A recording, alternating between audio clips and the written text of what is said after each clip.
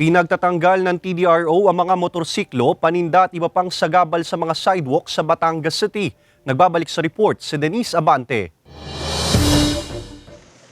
Sinuyod ng mga kawani ng Transportation Development and Regulatory Office ang ilang mga sidewalk sa Batangas City kaninang umaga para tanggalin ang mga nakakasagabal dito. Ilang mga bato, paso, sari-saring mga paninda at maging mga motorsiklo na nakahambalang sa daanang nakalaan para sa mga tao ang pinag-aalis ng TDRO. Pinakiusapan nila ang ilang mga tindera at motorista na tiyaking hindi nakasasagabal sa mga pedestrian ang kanilang mga paninda at sasakyan. Ayon sa TDRO, layo ng sidewalk clearing operations na ito na matiyak na madadaanan ito ng mga pedestrian. So kapag sila ay nasa sidewalk, nasisiguro natin ang kanilang kaligtasan. Pangalawa, iwas na rin po sa trapiko.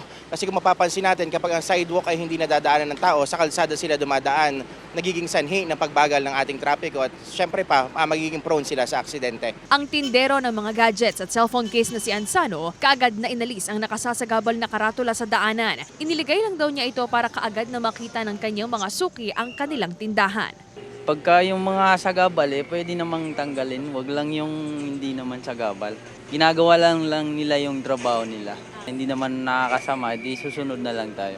Okay lang naman, pwede na lang dito na lang namin nilagay sa Pabor din naman sa sidewalk clearing operations ang ilang establishment owner sa lungsod, gaya ni Eman. Okay naman, para man mawala nga yung traffic. Pag sidewalk, di sidewalk talaga. Para maiwasan yung Sana magtuloy-tuloy lang para maano yung traffic natin dito, tsaka obstruction sa daan. Ito po yung pinapangako natin na magpapatuloy hanggang sa malinis natin halos lahat ng sidewalk at lansangan upang sa ganoon may isaayos natin ang daloy ng trapiko at masiguro natin ang kaligtasan ng mga mamamayan. Kasama si J. Arman Hares, Denise Abante, Balitang Southern, Tagalog.